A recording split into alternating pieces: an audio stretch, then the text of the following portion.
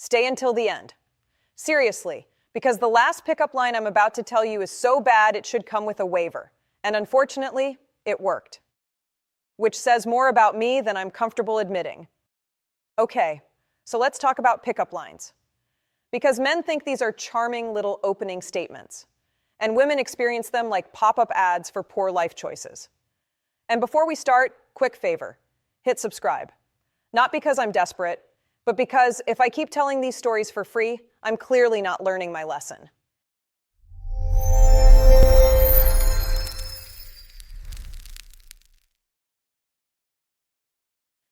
All right, let me just start with this. Pickup lines never sound the way men think they sound. In their head, it's smooth, confident, romantic.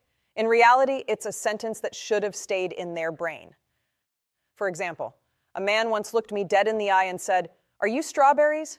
'Cause baby, I'd ruin a white shirt for you." And here's the thing. That's not bad. That's creative. That man had imagery. He had confidence. He had a dry cleaning budget. I didn't say yes, but I didn't say no either. I said, that depends on whose shirt we're talking about. Now compare that to this guy. Different night, different bar. This man leans in like he's about to share state secrets and goes, "Are you a password? Because I want to enter you incorrectly and try again." I had to take a sip of my drink and really sit with that, because that's either flirting or IT support with a drinking problem. And the confidence, the absolute faith that sentence had in itself. Then there are the poetic ones, the men who believe they are one sentence away from becoming a novelist. One guy says very earnestly, "I'd write you poetry, but the only word I can think of is damn." And I thought, sir, that is poetry for your tax bracket. Now, some men like to manage expectations early, which I respect, but maybe not this early. One man told me, "I can't offer satisfaction, but I can offer enthusiasm." That is not a pickup line. That is a Yelp review warning. Then there are the classics, the ones that refuse to die, like a zombie, but horny. A man once said, "Did it hurt when you fell from heaven?" And I said, "No, but it hurt hearing that in 2025. Another guy followed up with, "Is your name Google? Because you have everything I'm searching for." Which sounds sweet, until you realize Google also shows you things you did not ask to see. Now, sometimes they get philosophical, spiritual even. A man looked at me like we were in a movie montage and said, "Are you a miracle? Because this shouldn't be happening, and yet, here we are." And honestly, that one almost got me, because it felt like he was talking about me, or his credit score. Hard to tell. Another favorite, "Are you a Sunday morning? Because I want to stay in bed with you and ignore all my responsibilities." Which is flattering, but also tells me exactly how this relationship ends. Then there are the men who know they're bad for you and choose honesty. One guy said, "Girl, are you a Taco Bell order? Because you will absolutely ruin my night, but I'm doing it anyway." That man knows himself, and I respect that. Another one tried wordplay and lost control halfway through. "If you were a fruit, you'd be a fine apple." Now, brace yourself for this one. A man once leaned in at the grocery store, produce section, and said very quietly, "Hey, I couldn't help noticing you look like you know your way around a cucumber." Sir, we are both adults, and there are children near the apples. Okay, you've made it this far. You've been very patient, so now I owe you the big one. The worst pickup line I have ever personally received, the one that should have sent me into witness protection. We have to talk about Gary. Yes, that Gary. If you follow my life choices, you know there was a Gary. This was back when we first met. We're at this sad little bar that smelled like broken dreams and cheap cologne.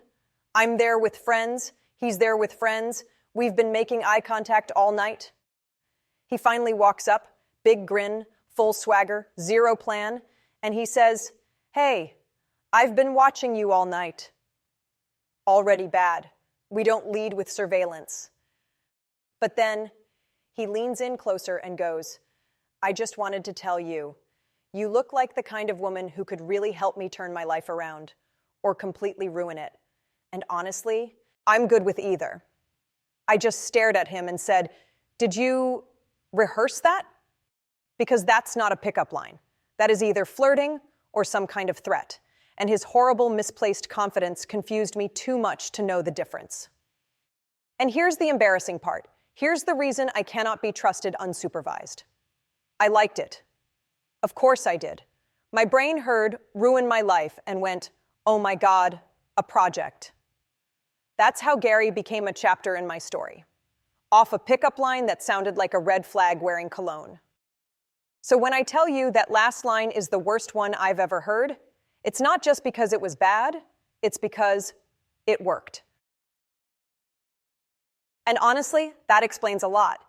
Because men will also say things like, "You're really beautiful," like not intimidating beautiful, more approachable.